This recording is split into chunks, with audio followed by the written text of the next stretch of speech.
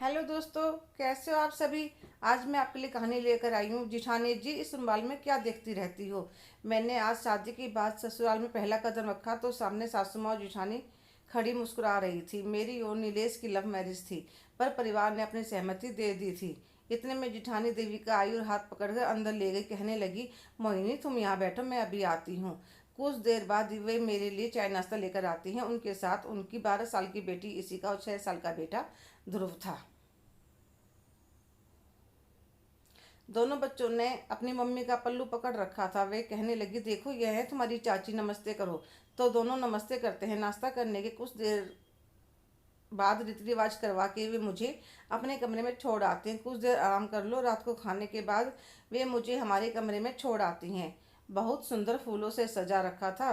रात को मैंने नीलेश से पूछे, बड़े भैया और आप में उम्र का कितना अंतर है। भैया मुझसे 8 साल बड़े हैं, पर उनकी शादी समय से पहले हो गई थी, क्योंकि एक बार मम्मी बहुत ज़्यादा बीमार हो गई थी।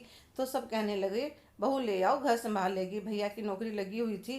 किसी रिश्तेदार ने भाभी की फ़ोटो दिखाई तो हम सबको पसंद आ गई। भाभी ज़्यादा पढ़ी लिखी नहीं थी, उनके मम्मी पापा नहीं थे। चाचा चाची ने पाला था उनको।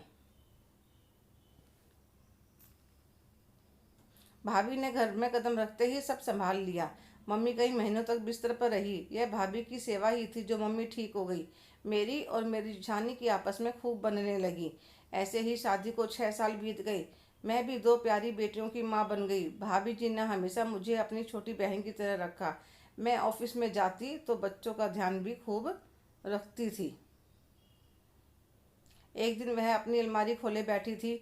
मैं उनके कमरे में चली गई। उनका सामान फैला पड़ा था। फैला देख वापस होने लगी तो उन्होंने रोक लिया। अरे आजा मोहिनी, तुमसे कोई चोरी है क्या। तो मैं अंदर आकर बेड पर बैठ जाती हूँ। बेड पर एक रुमाल में सोने की तगड़ी रखी थी। भाभी जी, ये आपकी शादी की है क्या। नहीं, यह मेरी मम्मी की आखिरी निशानी है। मेरी मम्मी जब भी कोई खास मौका होता तो इसे ज़रूर लगाती थी। मैं तो कभी इसे लगाकर बाहर भी नहीं जाती, कहीं खो ना जाए। कभी मन करता है घर में ही लगाकर देख लेती हूँ। जब इसे छूती हूँ तो माँ के स्पर्श का एहसास होता है। समय बीत रहा था, बच्चे बड़े होने लग रहे थे। एक दिन ससुर जी कहने लगे, मुझे बहुत खुशी है, मेरे बच्चों में आपस में इतना प्यार है। फिर भी कल को झगड़ा ना हो। तो उन्होंने दो मकान थे जिसमें रहते थे, वह हमें दे दिया और दूसरे वाला बड़े भैया को, और चूल्हे अलग कर दिए। नौकरी तुम दोनों करते हो, कमाओ खाओ। तो दोनों अलग अलग मकान में रहने लगे, पर प्यार में कोई कमी नहीं आई। एक बार सासू माँ के पीहर की तरफ शादी थी। नीलेश की छुट्टी नहीं मिली और सास ससुर बड़े बेटे बहू को ले गए। वापस आते हुए एक्सीडेंट हो गया। सास ससुर तो वहीं घटनास्थल पर अलविदा कह गए। जेठ जी की हालत काफ़ी गंभीर थी। जिठानी जी बच गई, छोटी मोटी खरोच आकर, वह भी शुक्र है। बच्चों को घर पर छोड़ गई थी। जैसे ही हमें पता लगा, हम दोनों पत्नी पत्नी भागे। जेठ जी को हॉस्पिटल में लेकर भागते हैं। जिठानी जी की भी मरहम पट्टी करवाते हैं। जिठानी जी जेठ जी को बचाने के लिए बेटी की शादी के लिए जमा किए हुए सारे पैसे खर्च कर देती है, पर नहीं बचा पाती। इतने बड़े दुख से वे टूटकर बिखर जाते हैं। नीलेश कहते हैं, भाभी चिंता ना करो, मैं हूं ना, सब संभाल लूंगा। तुम अकेले क्या करोगे नीलेश, बच्चे बड़े हो रहे हैं, तुम्हारी भी तो नौकरी ही है। कुछ दिनों बाद उन्होंने मकान का एक हिस्सा किराए पर दे दिया और सिलाई करने लगी। नीलेश ने कई बार कहा, भाभी आपको इतनी मेहनत करने की क्या जरूरत है, मैं भी आपके बेटे जैसा हूँ। नहीं देवर जी, आपके भी दो दो बेटियां हैं, वे एक भी पैसा लेने को तैयार नहीं होती। फिर भी कोई जरूरत होगी तो मैं आपको ही बताऊंगी। कुछ समय बाद देविका को बेटी की शादी की चिंता होने लगती है। एक दिन कुनबे में लगने वाली चाची सास इसिका के लिए रिश्ता लेकर आती हैं और कहने लगी, उन्हें घर को संभालने वाली लड़की चाहिए। लड़के की माँ बीमार रहती है, दो छोटी बहनें हैं। वे और कुछ तो नहीं चाहते, बस जो थोड़े बहुत बाराती आएंगे उनका स्वागत कर देना। लड़के की फ़ोटो दिखाती हैं। केमिस्ट की दुकान है, कमाई बढ़िया है। अगर तुम्हें पसंद हो तो मैं आगे बात चलाऊँ। ठीक है चाची जी, मैं एक बार देवर जी से सलाह करके आपको बताती हूँ। मैं शाम को देवर देवरानी के पास जाती हूँ, फोटो दिखाती हूँ और सारी बात बताती हूँ। तो दोनों कहते हैं, भाभी बिटिया सुखी रहनी चाहिए, हमारी तो इतनी इच्छा है। आप बता बात चलाइए, लड़का लड़की दोनों आपस में मिल लेते हैं। अगर हाँ कर देते हैं तो रिश्ता पक्का कर देंगे। हफ्ते भर बाद रिश्ता पक्का कर देते हैं। बेटी के मन में कोई अरमान ना रहे, बेटी के मन में यह ना आए कि मेरे पापा नहीं है, सारे कपड़े, मेकअप, थोड़ी बहुत ज्वेलरी सब उसकी पसंद का करवाऊंगी। देवरानी आते हैं, बताओ भाभी कैसे, क्या करना है? ज़्यादा कुछ तो नहीं करना, कुछ पैसे तो हैं मेरे पास और तुम यह सोने की तगड़ी सुनार को दे पैसे ला दो। तो मोहिनी कहते, भाभी जी यह तो आपकी मम्मी की निशानी है। हाँ है तो सही, पर क्या करें?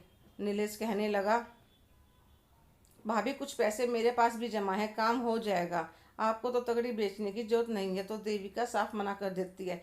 तो नीलेश भी ज़्यादा नहीं कहता, कहीं भाभी के स्वाभिमान को ठेस ना पहुंचे। देविका तगड़ी उनके हाथों में दे देते, तुम दो, मुझसे तो नहीं दी जाएगी। तो दोनों लेकर चले जाते हैं और शाम को 4 लाख रुपए लाकर भाभी के हाथ में दे देते हैं। शादी की सारी व्यवस्था अच्छी तरह से हो जाती है।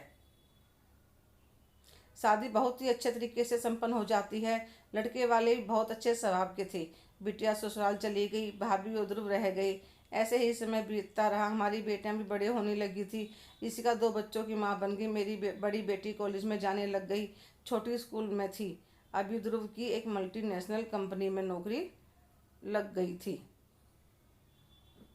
जिंदगी भर बहुत तकलीफ झेलने के बाद अब देविका के जीवन में कुछ बदलाव आया था, जैसे ठंडी हवा का झोंका। पर देवरानी ने बहुत साथ दिया था, हर समय साथ में खड़े रहते थे। सब ठीक था, पर किसी पर देविका चाहकर भी माँ की तगड़ी का मोह नहीं छोड़ पा रही थी। किसी भी समय याद आ जाती थी। माँ की एक निशानी थी, वह भी नहीं बचा पाई। अगर आज वह मेरे पास होती तो मैं भी अपनी बेटी को दे सकती थी। उसको भी उसकी नानी का आशीर्वाद मिल जाता। एक दिन देवरानी मिलने आए और एक रुमाल भाभी के हाथ में दे देते हैं। यह क्या है देवर जी? भाभी आपकी अमानत खोल कर देखिए। रुमाल को खोलती हैं तो देखती हैं उसमें उसकी माँ की तगड़ी थी। देविका कहने लगी, इसे तो बेच दिया था ना देवर जी? नहीं भाभी, मैं इसे सुनार के पास ले गया था और इसकी कीमत लगवा कर आपको पैसे दे दिए थे। अब अगर आपको लगता है कि मुझ में और ध्रुव में फ़र्क है तो पैसे दे दीजिए। पर देवर जी, ना भाभी, क्या इसी का मेरी बेटी नहीं है? फिर भी आप बड़ी हैं, मैं आपकी बात नहीं टालूंगा, पैसे लेने को तैयार हूँ। तो मोहिनी कहते, भाभी जी हमें पता है यह मात्र एक सोने की तगड़ी नहीं है, आपका पीहर, आपकी माँ की निशानी। हाँ छोटी, तुम ठीक कह रही हो। और वे मोहिनी को गले लगा लेती हैं। नहीं देवर जी, अब मैं ना आपको धन्यवाद कहूँगी ना पैसे दूंगी, क्योंकि जो आपने किया वह एक बेटा ही अपनी माँ के लिए कर सकता है।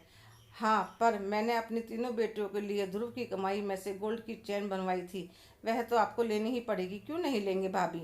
बड़ा भाई अपनी बहनों के लिए कुछ लाई, इससे बढ़कर खुशी की बात हमारे लिए क्या होगी? देविका भगवान को धन्यवाद कहते कि उसे ऐसे देवरानी मिले। हेलो दोस्तों, कैसे हो आप सभी? आज की कहानी आपको सबको कैसी लगी कमेंट करके ज़रूर बताइएगा। अगर आप मेरे चैनल पर नए हैं तो प्लीज़ लाइक शेयर सब्सक्राइबर करना ना भूलें। धन्यवाद। Please please